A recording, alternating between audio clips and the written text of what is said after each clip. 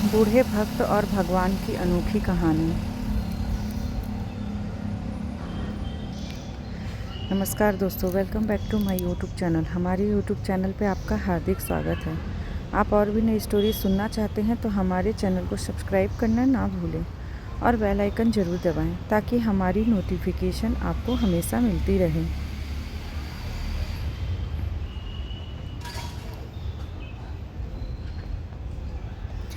दुनिया में दो तरह के लोग होते हैं, एक भगवान में आस्था रखने वाले और यानी कि आस्तिक, और एक आस्था नहीं रखने वाले यानी कि नास्तिक। ये कहानी आस्था रखने वाले लोगों को ज़्यादा पसंद आएगी। हो सकता है इस कहानी को पढ़ने के बाद उनकी आस्था और ज़्यादा पक्की हो जाए। एक आदमी जो जीवन भर राम नाम जपता रहा, अब वो बूढ़ा हो गया था। बूढ़ा ही नहीं हुआ था बल्कि इतना कमज़ोर हो चुका था कि अपनी जगह से बिना किसी सहारे के उठ भी नहीं पाता था। ऐसी स्थिति में भी उसने कभी राम नाम को अपने से अलग नहीं होने दिया। वो पूरा दिन मन में राम नाम लेता रहता। राम नाम की वजह से उसे अपनी तकलीफ़ों को सहन करने की शक्ति मिलती। बूढ़े हो चुके इस आदमी को दो बेटे थे जो उसे नित्य कर्म अपने में मदद करते थे। शुरू में वो बिना कहे ही खुद अपने बूढ़े बाप की सहायता कर दिया करते।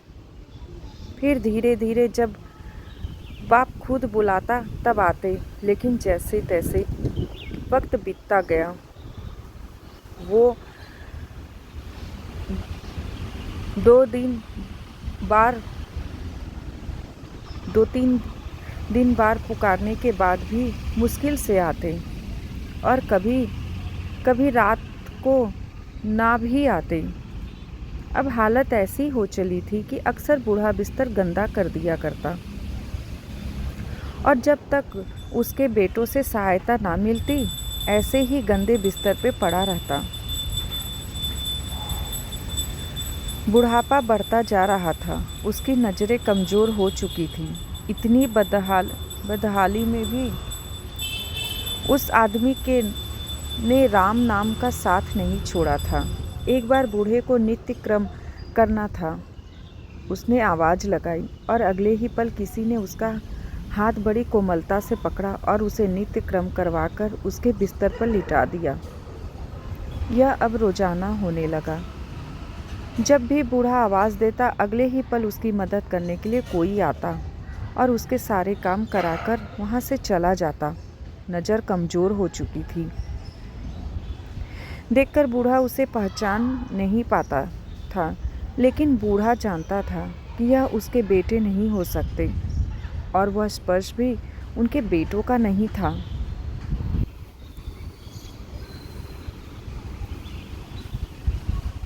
एक दिन जब बूढ़े आदमी ने अपने नित्य क्रिया करने के लिए अपने बेटों से मदद मांगी तब उसके अगले ही पल उसे फिर से वही मुलायम वाला स्पर्श महसूस हुआ। सारा काम खत्म करने के बाद बूढ़े आदमी ने उस व्यक्ति का हाथ पकड़ लिया और उससे पूछा, सच सच बताओ, आखिर तुम हो कौन? तुम मेरे बेटे तो नहीं हो सकते। बूढ़े के सवाल से साथ उसके कमरे में बहुत तेज रोशनी हुई और वह प्रभु ने अपने दिव्य अवतार में वहाँ पर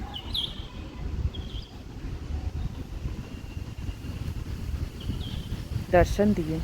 किसी भी वस्तु को बड़ी मुश्किल से देख पाता था, वही बूढ़ा भगवान के दिव्य रूप को स्पष्ट रूप से देखने में समर्थ हो गया।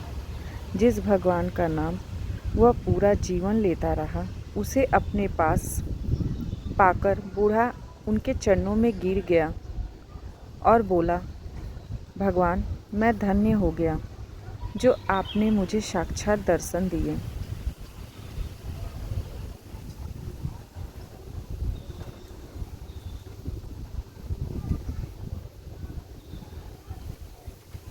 लेकिन भगवान, मैं बहुत शर्मिंदा हूँ क्योंकि मैंने आपसे मेरे नित्य क्रम करवाए।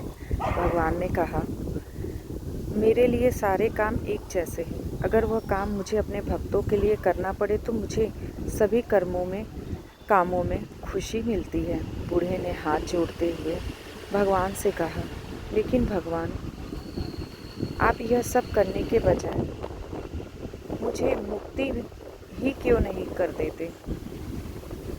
क्या आपके दर्शन मात्र से मेरी मुक्ति संभव नहीं है?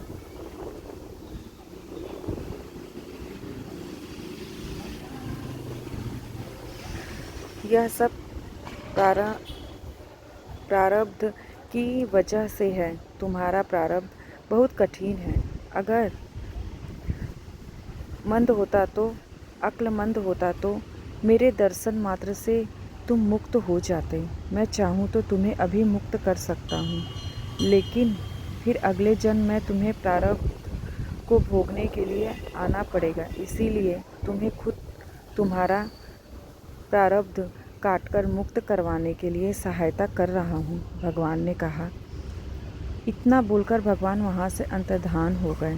कुछ महीने और काफ़ी तकलीफ़ भोगने के बाद आखिरकार उस बूढ़े आदमी को मुक्ति मिली।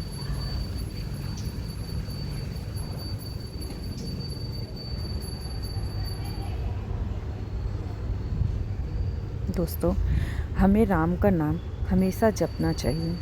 भगवान किसी भी रूप में हमारे पास आ सकते हैं।